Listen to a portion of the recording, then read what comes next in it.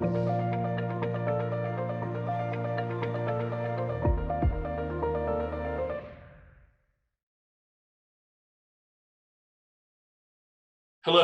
my name's Jim Gazzard. I'm the Director of Continuing Education at the University of Cambridge Institute of Continuing Education, or ICE as we refer to it. One of the questions we frequently are asked at ICE, particularly by students new to higher education or students who have had a long gap between the last time they studied at a university level and now, is what level you should begin your studies at. So what I want to do for the next few minutes is sort of understanding where to start in continuing higher education. And what we'll try and do is cut through some of the educational jargon. There's lots of complex terms, and I think they just get in the way of understanding where we should begin our studies as adults. So we'll look at qualifications frameworks briefly, and then try to provide some clarity over what these educational levels, so-called levels 4 to 6, what do they actually mean? And how do they sit within an awards framework? And then we'll move on to a checklist of a kind, just to help you think about the level at which you should commence your studies. So let's take a look at a qualifications framework. This is a qualifications framework particularly relevant to England. So most of us will be familiar with what I'm going to call here foundation level studies, studies that we may have completed at school. So for example, a well-known level 2 qualification in this framework is the GCSE. And again, a frequently referred to qualification at level 3 is the A level. There are many other level 2 and level 3 qualifications, but they tend to sit outside of the university framework of qualifications. Undergraduate qualifications in the current framework start at level 4.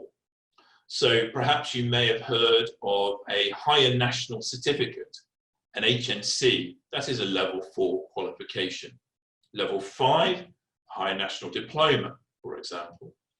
But level 6 is what we're perhaps most familiar with, which is a degree. A degree is actually an amalgam of levels 4, 5, and 6. So the first year roughly being at level 4, the second year of a 3-year degree at level 5, and the final year at level 6. And of course, beyond that, level 7 and 8, which are the postgraduate levels. And I'm not going to talk about those now. What I want to focus on are levels 4, 5, and 6, the undergraduate levels. And roughly speaking, as we go through this framework, we're moving from novices in particular subjects and particular types of learning, skills, and approaches to education through to being expert and highly competent and independent learners. So the learning tends to get more complex both in the content, but the different approaches to learning as well. What do these levels actually mean? Well, these are educationalists trying to categorize different types of learning.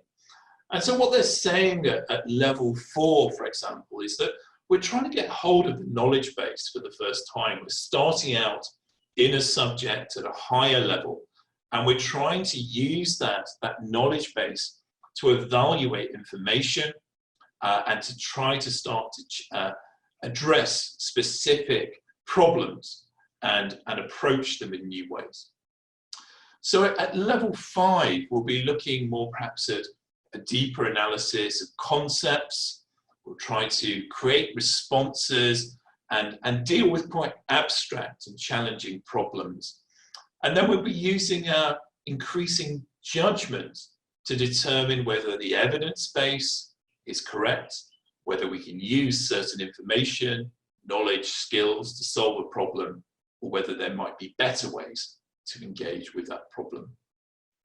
And of course, at level 6, we're moving on to really critically reviewing the knowledge, the skills, the behaviors, the attitudes that we're learning about, and to consolidate that and starting to be quite creative and flexible with that information, trying to push the boundaries of knowledge a little bit further. So these are what these levels mean. They are an attempt to try to understand the different hierarchies of learning within a undergraduate framework. This table here starts to break down how the system works, particularly in England. So at level 4, as far as we're concerned at ICE, we'd call that a certificate level. So this is a recognised University of Cambridge award. It sits within the Qualifications Framework. And that certificate can be a higher education certificate at 120 credits, or it can simply be a certificate at 60 credits. Studied on a part-time basis, 60 credits would typically take a year to achieve, 120 credits, 2 years. At level 5, we'd refer to it as a diploma at the Institute of Continuing Education, and level 6, the advanced diploma. I put the degree on here. We don't offer a degree at ICE. University of Cambridge offers degrees on a full-time residential basis, not on a part-time extramural basis. But this starts to break down what these credits and levels means here at ICE. And again, I would stress that a higher education certificate, diploma, etc. are recognised awards, and they are University of Cambridge awards. I'm not going to talk too much about CATS credits right now, but 1 credit equates to 10 notional learning hours. I put a bit of a conversion table here to understand what a credit means in terms of European credit or US credit accumulation. What I should say is that as part of the credit accumulation transfer scheme, any credits achieved here at ICE through negotiation with other universities like the Open University, Birkbeck, University of London, etc., can be transferred across to other university providers and help you to achieve, if you decide to go on towards, for example, a degree level qualification. So briefly now, I just wanted to talk a little bit about how you should start to think about what level is right for you. And of course, some things that are very obvious here, but you should be asking yourself, what do you need to know? Would a level 4 or level 5 qualification provide you with the knowledge, skills, behaviors that you need? How are you seeking to learn? Are you seeking to learn fully online, in a classroom?